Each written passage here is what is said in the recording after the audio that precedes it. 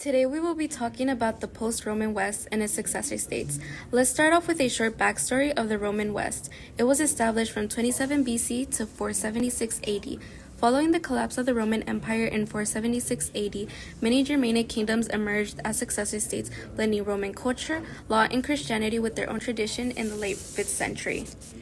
Some of these main successor states included the Franks in Gaul, the Visigoths in Spain, the Ostrogoths in Italy, and the Vandals in North Africa. Although there were many kingdoms that arose during this era, these were the main ones that practiced accumulation. The Ostrogothic kingdom in Italy was established from 493 AD to 553 AD. The Ostrogoths were a Germanic tribe who were believed to have originated from Scandinavia. They controlled Italy and parts surrounding those regions that stretched from the western Mediterranean areas towards the Adriatic Sea, established dominance in Italy, including the city of Ravenna. They controlled parts of the Balkans, particularly modern-day Croatia and Slovenia. It extended influence into southern Gaul and parts of the Iberian Peninsula. The Ostrogoths were ruled by Theodoric the Great, a man of great distinction who ruled for 33 years. Theodoric invaded Italy, defeated, and killed their ruler Odoacer, leading him to rule over Italy and establish Ostrogothic rule. The Ostrogothic kingdom was characterized by religious duality. The official religion of the Ostrogothic ruling class and military was Arian Christianity. The majority of the Roman population in Italy practiced Nicene Christianity. Despite religious differences, Theodoric allowed them to keep their churches and hierarchy. He ruled as a Gothic king but preserved Roman administration. Roman officials embraced Roman law, culture, and Latin language. The fall of the Ostrogothic kingdom. The kingdom fell between 535 and 554 AD after a brutal 20-year war against the Byzantine Empire, which was named the Gothic War. The Gothic War was driven by Emperor Justinian and his ambition to reconquer Western Roman territories.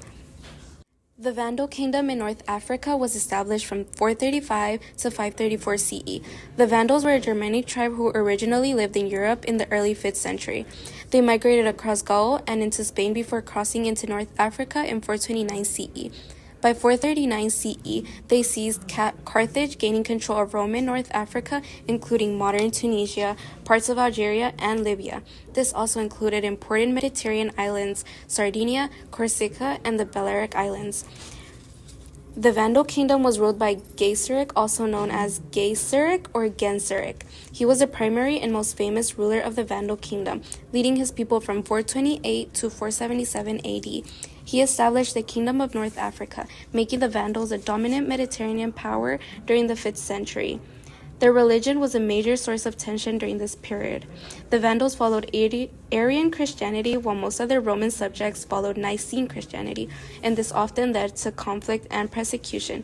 Despite their reputation for destruction, the Vandals largely preserved Roman administrative structures and urban life.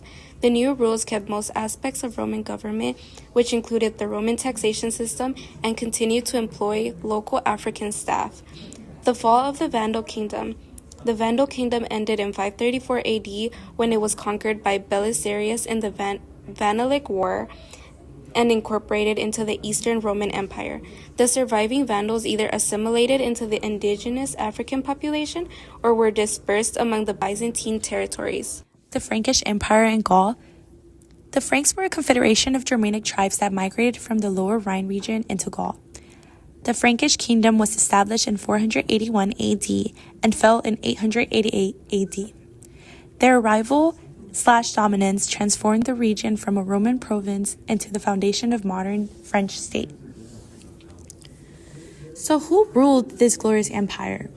Clovis I became the founding leader of the slain Franks. Through military conquests and strategic alliances, he united the various Frankish tribes and defeated the last Roman governor in Gaul in the Battle of the Soissons.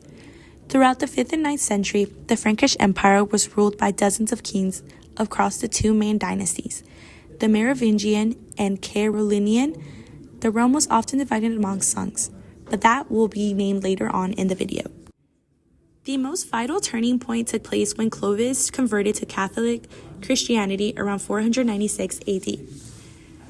This won the support of the local Gallo-Roman population and the support of the powerful Catholic clergy, distinguishing the Frankish Empire from other Germanic tribes. The baptism of Clovis served as a tool, unifying alliances with the Pope. So, what role did women play?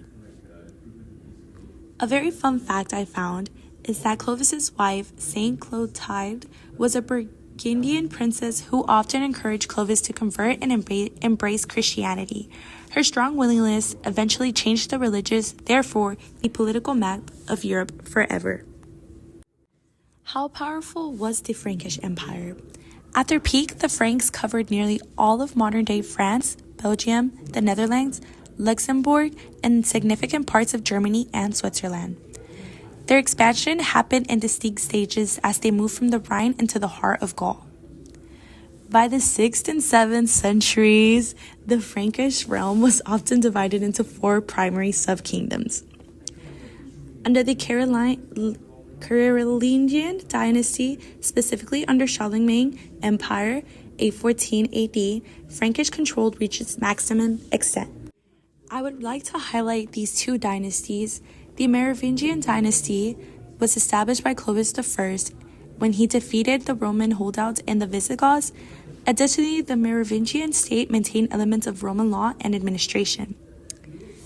The Carolingian dynasty, led by figures like Charles Martel and Peking under Charlemagne, they promoted education, standardized writing, and preserved Latin literature, fostering a revival in art and scholarship.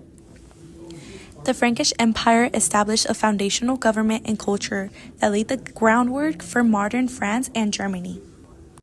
The fall of the Frankish Empire. When Charlemagne died in 814 AD, the empire was then passed to his only surviving son, Louis the Pious.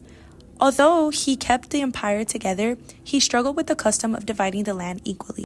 Unfortunately, all 3 of his sons all engaged in a brutal 3-year civil war for control, which permanently split the empire into 3. West Francia was given to Charles the Bald, East Francia given to Louis the German, and then Middle Francia given to Lothar I.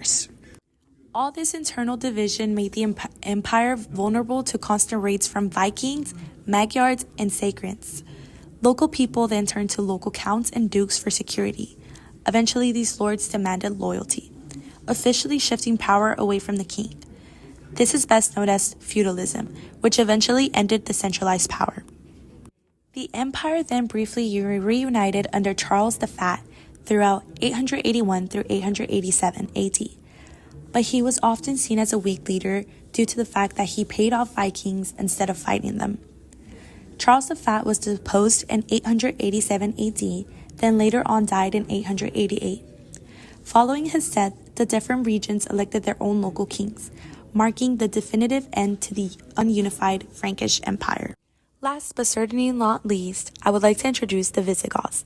The Visigothic kingdom was a Western European power created in Gaul by Germanic people when the Romans lost control of their empire. This was through the 5th and 7th century. The Visigothic kingdom was established in 418 AD and fell in 711 AD. This kingdom was created by Germanic people who migrated from the Balkans into Gaul and later the Iberian Peninsula.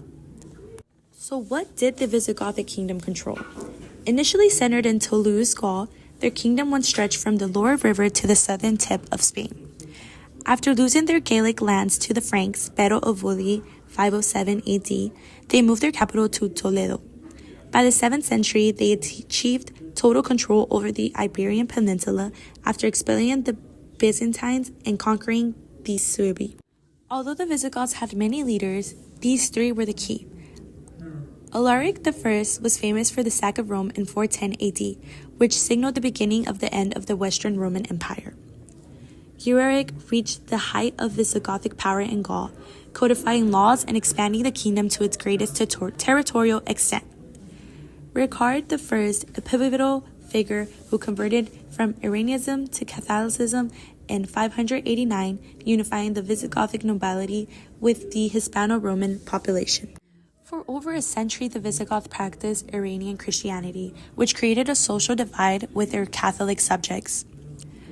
Eventually, the Third Council of Toledo, 589 AD, marked their official conversion to Catholicism, leading to a golden age of Visigothic culture and scholarship. This was made by Richard I. Additionally, they produced the Visigothic Code, a landmark legal system that blended Germanic and Roman law. These councils strengthened the power of the Catholic Church and marked cooperation between church and the monarchy. The fall of the Visigoths was something caused internally. Unlike the Franks, the Visigoths often used an elective monarchy. Eventually, this led to constant internal conflict, causing civil wars between noble factions. The Umayyad invasion, which happened in 711 AD, was when an Islamic army led by Tariq ibn Ziyad crossed from North Africa. The Visigoths did not recognize this as a foreign attack, but more of a betrayal within. During the Battle of Guadalete, King Roderick was defeated and killed. So without a centralized leader, the kingdom collapsed very rapidly. The final collapse was in 714 AD. Most of the peninsula was already under the control of Umayyad, with only a small pockets of resistance remaining in the northern mountains of Asturias. Thank you guys so much for watching. Stay tuned for another educational video.